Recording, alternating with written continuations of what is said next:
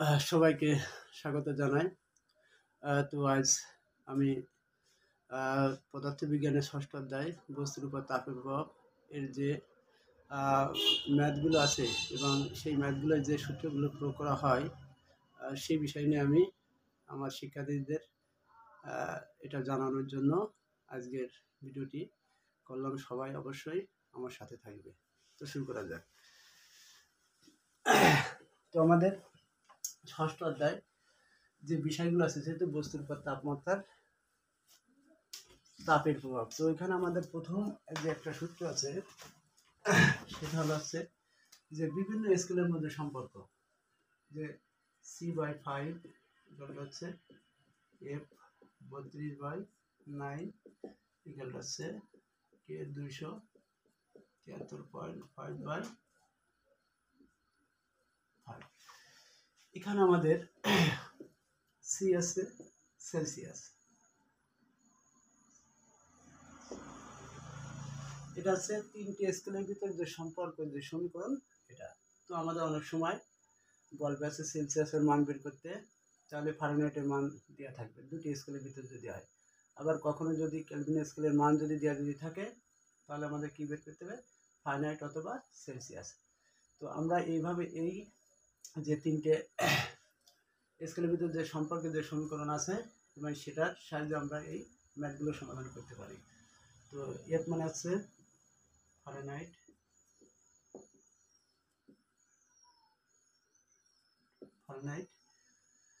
আর কে আছে কেলভিন। এগুলো হচ্ছে তাপমাত্রার যে তিনটি স্কেল। তো আমরা এখানে বুঝলাম যে যদি এখানে সেলসিয়াসের মান দেওয়া যদি থাকে তাহলে আমরা অবশ্যই কী কী বের করতে পারবো, ফারেনহাইট এবং কেলভিন। এবার আমরা যদি আবার অনুরূপভাবে যদি কেলভিন স্কেলের মান যদি দেওয়া যদি থাকে তাহলে যদি সেলসিয়াস ও কেলভিন স্কেলের মধ্যে সম্পর্ক যদি থাকে তাহলে আমরা সেলসিয়াসের মান পাবো। তো আমরা এই সূত্রের সাহায্যে যে তাপমাত্রার বিভিন্ন স্কেল আছে সেই স্কেলগুলোর মান আমরা বের করতে পারি। তো এখানে এই অধ্যায়ে একটা গুরুত্বপূর্ণ বিষয় আছে যে আপেক্ষিক তাপ।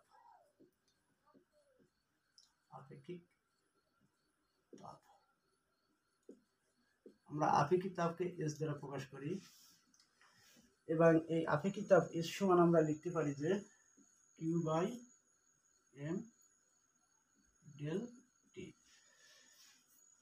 তাহলে এখানে আমরা আপেক্ষিক তাপকে যেহেতু এস দ্বারা প্রকাশ করি, এখানে কিউ আসছে তোমার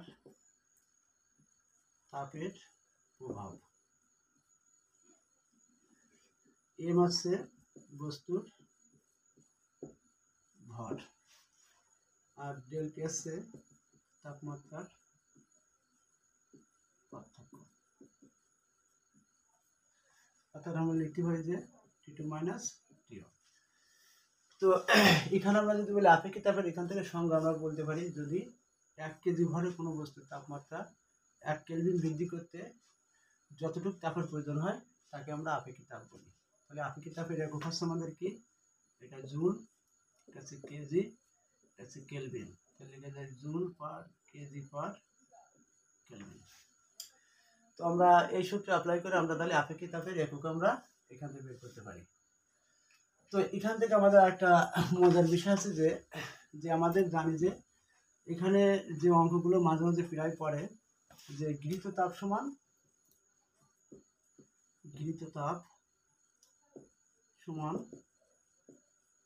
বর্জিত তাপ। তো গৃহীত তাপ যেহেতু তাপের সাথে সম্পর্ক সমীকরণ, তো আমরা এই সূত্রের সাহায্যে ম্যাথগুলো আমরা সলভ করতে পারি। তো কিউ ইকুয়াল টু আমরা লিখতে পারি যে এমএস ডেল টি।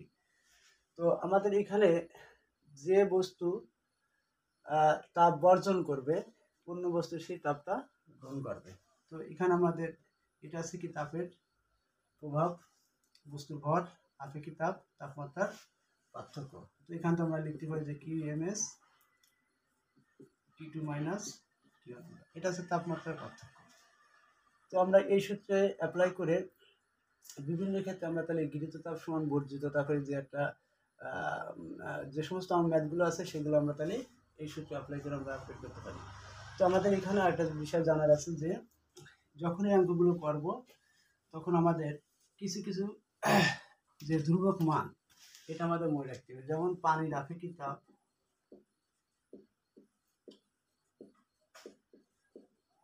পানির আপেক্ষিক তাপ হচ্ছে কত, 1000 এত joule per KG per kelvin. বরফের আপেক্ষিক তাপ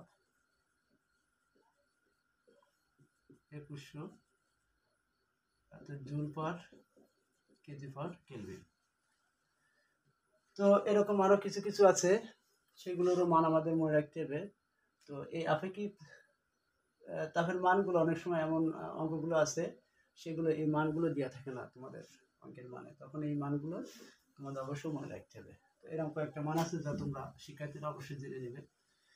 তো এখানে আরো কিছু কিছু সূত্র আছে, যেরকম আমাদের আলফা হচ্ছে দৈর্ঘ্য প্রসারণ সহগ, সেটা হচ্ছে del L L one del T. এটা হচ্ছে দৈর্ঘ্য প্রসারণ সহগ। ক্ষেত্রীয় প্রসারণ সহগ del A one del T. Gamma আয়ত প্রসারণ সহগ del V V one del T. এখানে আমরা যেটা বুঝছি যে ডেল এল অর্থাৎ L two minus L one, del A two minus A one, অর্থাৎ ক্ষেত্রফলের পার্থক্য, দৈর্ঘ্যের পার্থক্য। ডেল ভি সমান V two minus V one.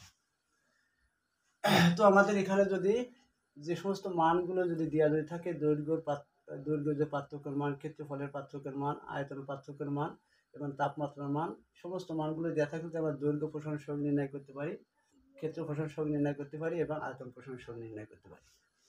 তাছাড়া এখানে যে কিছু কিছু সূত্রের সাথে রিলেটেড আছে, যেমন বেটা সমান 2 আলফা, গামা সমান 3 আলফা।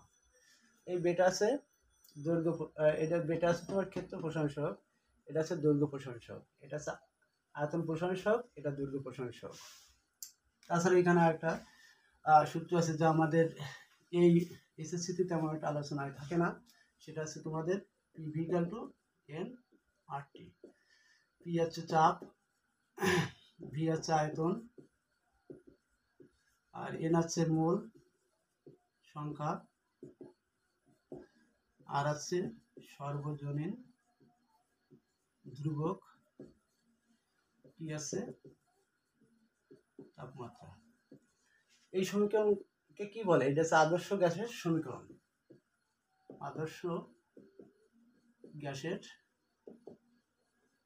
সমীকরণ। এছাড়া এখানে আর একটা সূত্র আমাদের প্রায় দেখি যে রো সমান এম বাই ভি।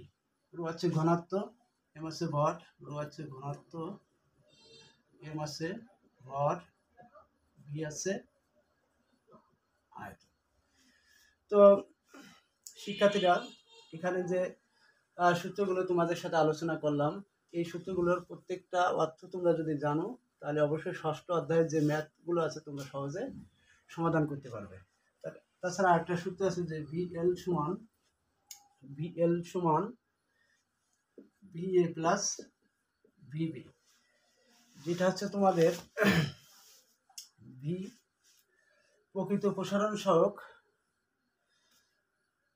আপাতন প্রসারণ সহগ, পাত্রের প্রসারণ সহগ।